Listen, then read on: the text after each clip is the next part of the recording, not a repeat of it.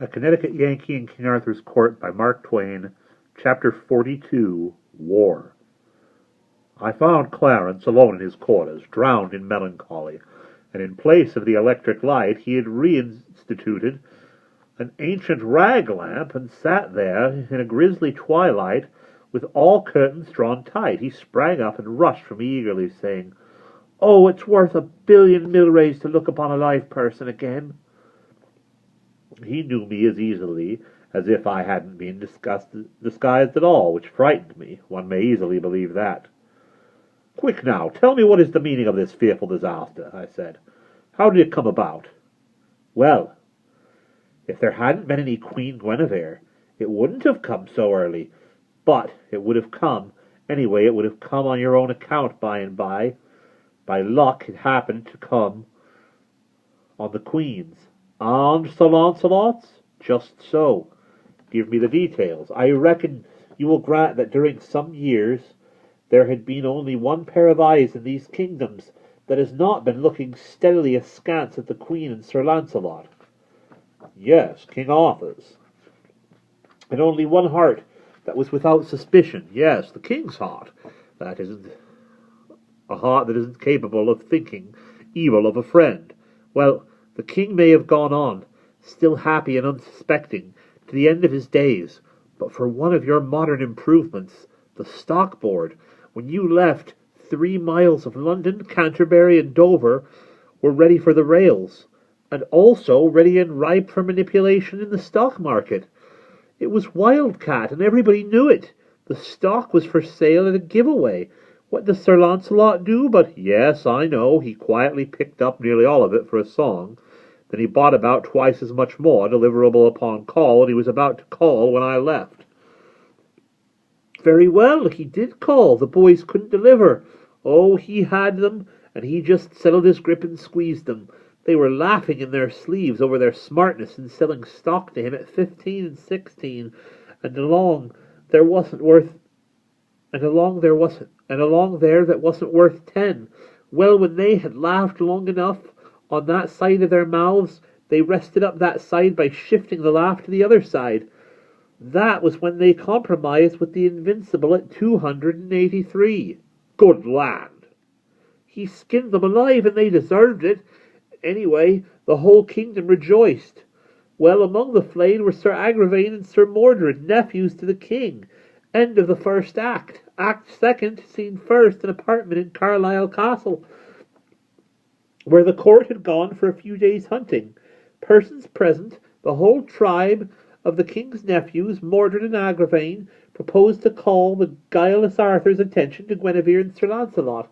Sir Gawain, Sir Gareth, and Sir Gareth will have nothing to do with it. A dispute ensues, with loud talk. In the midst of it enter the king. Mordred and Agravain spring their devastating tale upon him.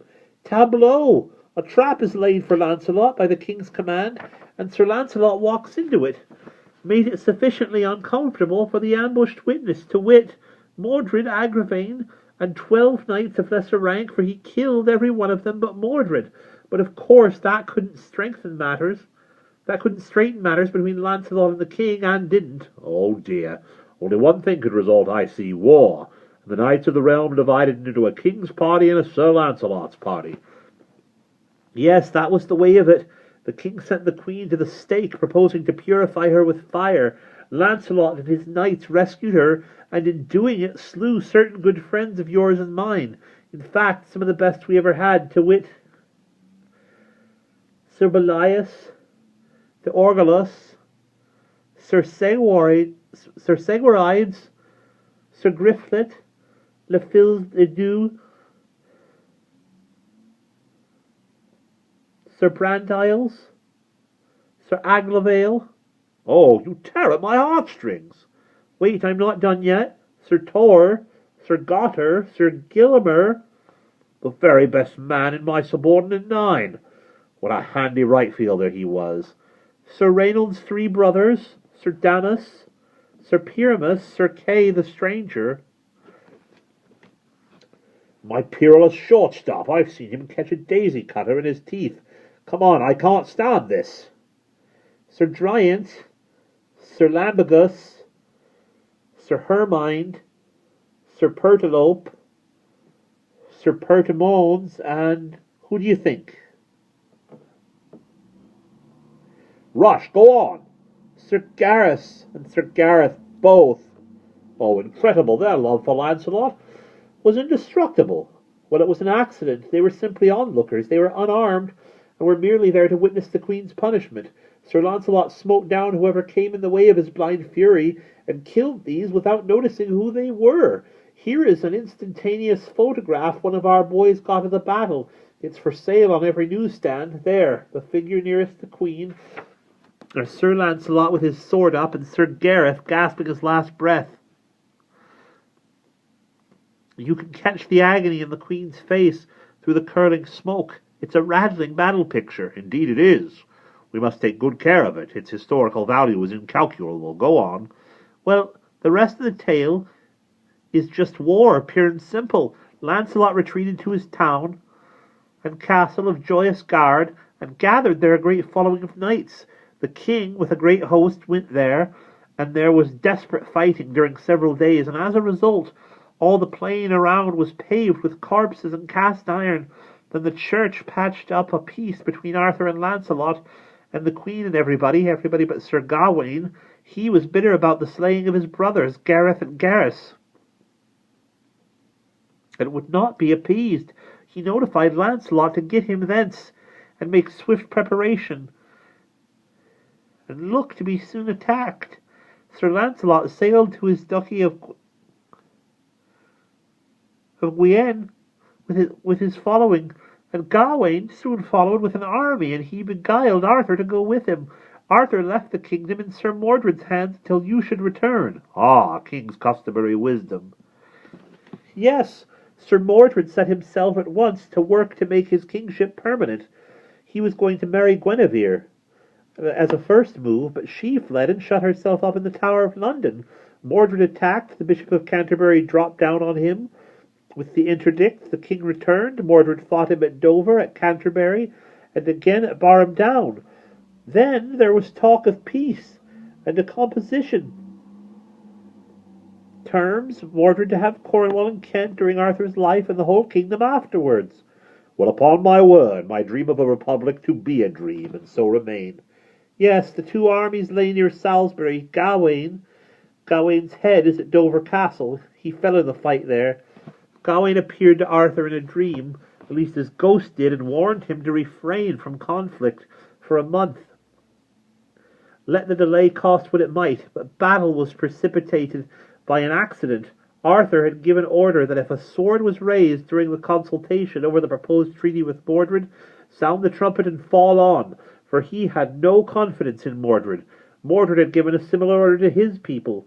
Well, by and by, an adder bit the king's heel. The knight forgot all about the order and made a slash at the adder with his sword. Inside half a minute, those two prodigious hosts came together with a crash. They butchered away all day, and the king, however, we have started something fresh since you left. Our paper has. No, what is that? War correspondence. Why, that's good. Yes, the paper was booming right along, for the interdict made no impression, got no grip while the war lasted. I had war correspondence with both armies. I will finish that battle by reading you what one of our boys says.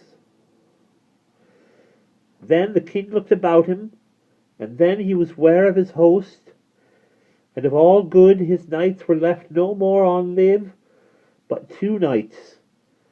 That was Sir Lucan de Butrail and his brother Sir Bedivere, and they were full sore wounded. Jesu mercy, said the king.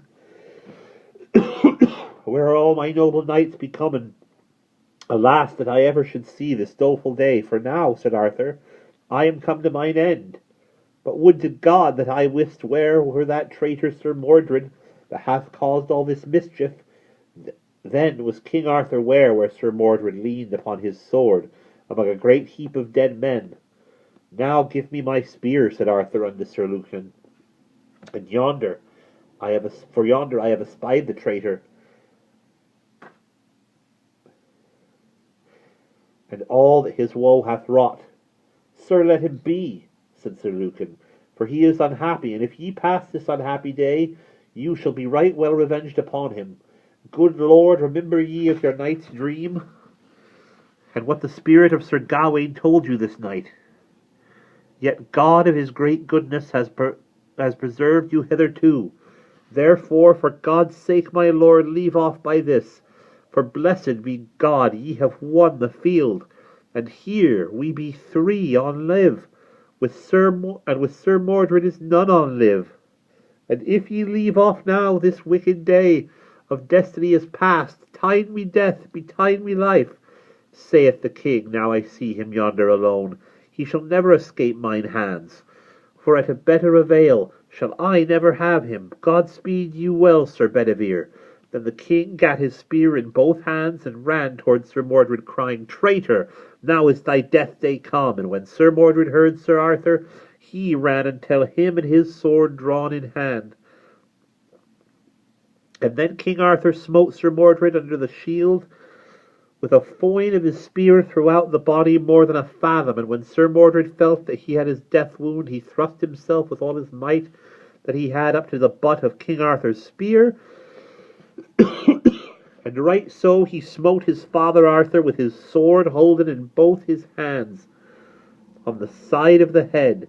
With that sword pierced the helmet and the brainpan, and therewithal Sir Mordred fell stark dead to the earth, and the noble Arthur fell in a swoon to the earth, and there he swooned oft times.